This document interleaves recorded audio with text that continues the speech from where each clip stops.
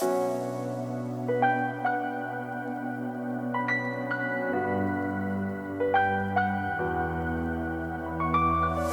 everyone, this is Donnie aka Elevated with another video here on behalf of Dota Alchemy, and we're going to get right into the tier list for the carry heroes. This is as promised. I recently did the mid list. We also have an offlane list. We have a support list as well, so if you're looking for your other positions, feel free to just look back a few days in our videos and you'll probably find them. And again, this data that I'm basing the tiers off of is because I have been casting and watching a lot of pro level games.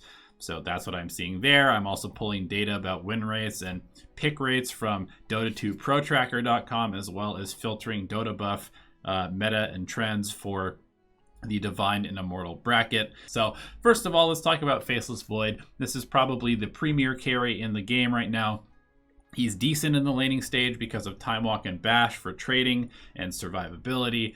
He has a variety of item builds that you can go to fight a little bit earlier or farm a little bit more. And basically once you hit the late game, 25 to 30 minutes plus, he is the strongest hero in the game because Chronosphere is the ultimate anti-carry ability. And you can pretty much single-handedly win team fights if you have that plus some damage and a BKB.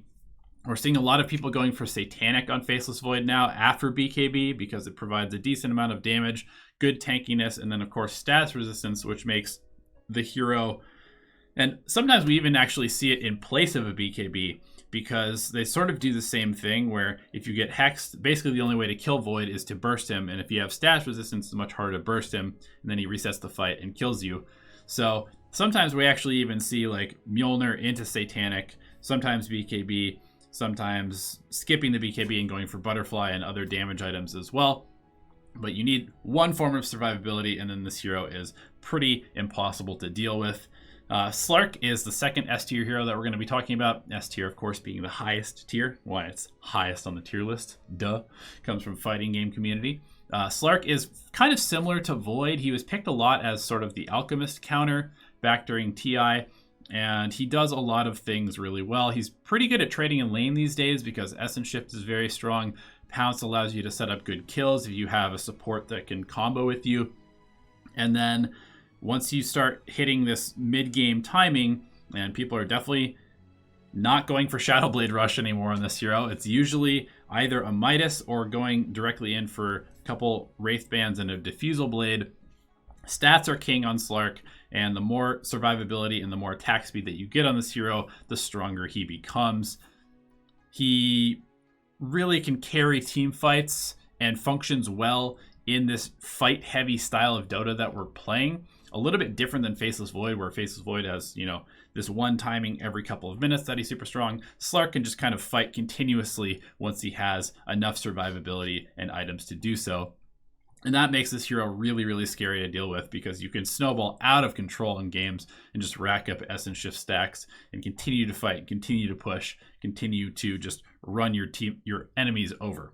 Third hero in the S tier list is Gyrocopter. And this one I kind of don't want to put up there because I've seen it look awful, but I think a lot of that comes with a poor item build. This hero is being picked an insane amount in pro level games and pro tournaments. He is the ultimate early game fighting carry. He's super strong in lane. He's very good at rotating early. He's very good at flash farming between like 10 to 20 minutes so that he still continues to hit this early game timing. Early BKB, of course, is pretty much mandatory in this hero. And we're seeing most people go for something like Phase Double Wraith Drums into either an early BKB, sometimes a Maelstrom, occasionally an Aghanim Scepter, although I think Ags is generally better after the Maelstrom or after the BKB. But regardless, this hero is just a very, very aggressive, high pressure, high tempo hero. And that is the way that the game is trending. We don't really see people sitting in their jungle farming forever anymore. And Gyrocopter is one of the big catalysts for this because you can just kind of group up behind him at level 6, run through some towers, take some team fights, and he does so much spread damage that heroes don't have enough health to deal with Flak Cannon plus cooldown plus whatever else your team might bring to the table at that point in the game. So Gyrocopter is extremely strong, and probably if you are into snowballing, maybe one of the best heroes that you could pick.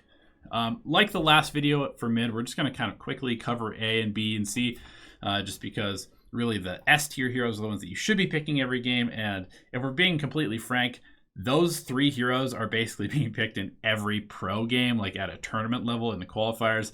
So moving on to the A tier, we have Ember Spirit, who's been kind of a mainstay in this position ever since even before TI a little bit. It's a very flexible hero. You can pick early, run it mid, run it safe lane, depending on your matchup.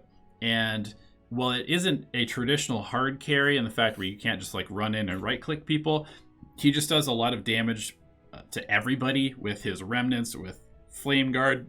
He has good catch, of course, and then Sleight of Fist has been buffed a ton, so the right click Ember has also made a bit of a comeback. Generally, it's played though as kind of a hybrid where you go magic / physical. Some people go for, a Radiant, some people go for Maelstrom, some people go for Desolator. But primarily your job is just to kind of sustain damage throughout a fight, catch people, make sure people can't run away, and then burst the correct target when you need to. Likewise, we have a very early game hero. Ember Spirit is a very early game hero. And another one in Chaos Knight. You're going to kind of see a trend here. Early game heroes tend to be strong right now in the carry role. So we've got Ember Spirit, Chaos Knight, also very good at fighting, very good at snowballing off of kills. Can fall off pretty heavily if you're not getting kills as CK, unless you're able to pick up a Midas. But this hero is definitely very good at fighting early and often, and that is where the meta is heading. Similarly, Leshrac is kind of in the same role. We're seeing it a lot in the safe lane these days, and we talked about this hero quite a bit in the mid tier list, but essentially the same thing applies. You're not going to have very many bad matchups against the Leshrac, or with a Leshrac in lane.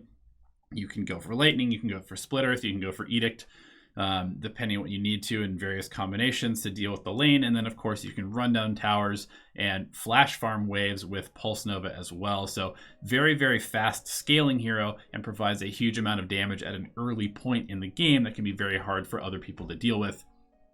Wraith King is a bit on the slower side here. We're still seeing him go for kind of like the Midas Radiance a lot. But the thing about Wraith King is that's a little bit more acceptable than it would be for Lifestealer, which is why Lifestealer's in the B tier, because Wraith King at least has a stun, and he at least has some sort of pushing potential. So you can kind of contribute in other ways while you're still ramping up for your bigger items. But we're still seeing quite a bit of Wraith King, and he's also being listed here in the A tier because Faceless Void is so popular, and Wraith King is pretty good against Void. Obviously, you use the Chronosphere on Wraith King, you kill him once, he comes back to life, and suddenly you have a whole other set of problems to deal with. Lycan, we're going to trend back towards being a very fast hero here in the A tier. This hero is not picked a ton, but when it is, it looks really, really, really good. It's sort of a situational pick, but at the same time, there's no hero in the game better at pushing towers than Lycan. And since the gold has been removed from the map, which means that tower gold is more valuable, kills is more valuable, Lycan is going to continue to trend upward as one of the best niche picks in the entire game, especially if somebody were to pick like a Lifestealer or a Wraith King or Phantom Lancer even, or Night Stalker. If there's a Night Stalker on the other team, you just pick Lycan, you kill all of his towers before he even comes online. This hero is scary, scary good in the right game, and his build is pretty straightforward. Helm of Dominator, Necrobook. That's it. A few other items, of course, as the game goes on, but hopefully that's all you really need to win the early game. Phantom Lancer is a hero that is starting to come back into the meta, really trending upwards. People are picking this hero a lot more than they used to, and it's been winning a huge amount. And that is pretty scary for a meta that is lacking a lot of wave clear outside of maybe Gyrocopter at this point and Leshrac. PL does a lot of damage. They keep buffing his illusion damage, and he can fight relatively early on with just a few items. Kind of just needs Manta Diffusal, and he's pretty good to go. Of course, anything on top of that makes him even more scary, but he is relatively survivable in the lane, can trade pretty well, and then of course can fight fairly early on, especially if you were to go for something like double Wraith Drums into a Diffusal Blade. He'd be pretty tanky and difficult to deal with. Naga Siren is probably the slowest hero, but I hesitate to say that because this hero is also kind of like PL, where you don't need a whole lot. It's usually like 2 or 3 Wraith Bands, Treads, Diffusal Blade, and then Naga's like the scariest hero on the map. You can reset team fights, you can push, you can still farm faster than basically anybody else in the game, even without Radiance, because you have a bunch of illusions doing your farming for you with Riptide, and then you can completely melt a lot of the other heroes on this list because you just do so much physical damage, and then of course are one of the most strongly scaling cores in the entire game. Moving on to the B tier, we have several heroes that are kind of trending down in terms of Lifestealer, Alchemist, Morphling, Juggernaut, all sort of on the downward trajectory, not being picked as much, losing a lot more than they used to, perhaps being a little bit too slow, not doing enough damage at the right time, not being able to fight as often as they need to be. And then we also have some heroes that are trending upwards that are being picked more and favored more heavily into this very fight-heavy style of meta, like Bloodseeker, Weaver, Troll, Nightstalker, Carry, Gabby for formerly of TNC. I don't know if he's still on TNC, but anyway, he's 10-0 on this hero as a carry in the last week and a half, and it kind of makes some sense in the right game where you essentially are a carry on Nightstalker, regardless of what role you play it in, as you trend in towards the mid and late game. So, you know, Nightstalker seems reasonable. Arc Warden, of course, is a fairly niche pick, but definitely still very strong in certain scenarios, especially if you have space. And then Bristleback is another one that I wanted to throw in the B tier because we've seen this kind of played as a counter to these very aggressive kill-heavy off lanes that are being picked a lot in the pro scene, where you just have a hero that deals very well with harass and can trade it back very easily. So Bristleback definitely trending upwards in the carry role. C tier, these are heroes that are kind of like old classic carries and ones that may just not quite function that well in the meta, but are pickable in certain scenarios. Of course, if you're against a Phantom Lancer, you may want to pick up something like a Sven, even though he's not really that good outside of countering illusions right now. Tends to be a little bit too slow, too reliant on BKB to do damage, but certainly could fit in the correct game. Monkey King can be a pretty good counter to certain offlaners or certain mids. So certainly a pickable hero. Terrorblade has been picked a little bit in the pro scene. He definitely suffers against heroes like Outworld Devourer and just the high up-tempo, heavy magic damage burst style that we're seeing. But of course, it is a Terrorblade, so if you can get the Terrorblade online because the other team is too greedy, you can definitely win with this hero. Luna, Drow, a bit more on sort of like the mid-game timing heroes that, again, you need to find the right game to pick them. Razor certainly counters quite a few of these B-tier heroes in particular and could be seen as a good counter pick in the right scenario as well, but definitely not an every game hero. And then Spectre, you know, formerly the king of the late game, probably giving that title over to Void or Slark at this point, but definitely still a very scary hero if you can get it past about 25 or 30 minutes. Getting there has always been the problem. And then, of course, we've got our anti-mage hero, which is really the carry player's wet dream, but nobody else's. And so, you know, if you want to pick him, I guess go for it if it's the right game. But there's just a lot of other better options that are probably more fun to play Dota with, unless farming AFK for 25 minutes is how you like to play the game, in which case you're probably going to get reported by your team anyway. So that's it. That's the carry list. That's the tier list. Thank you guys for tuning in. Hope you enjoyed the video. Let me know what you think in the comment section below.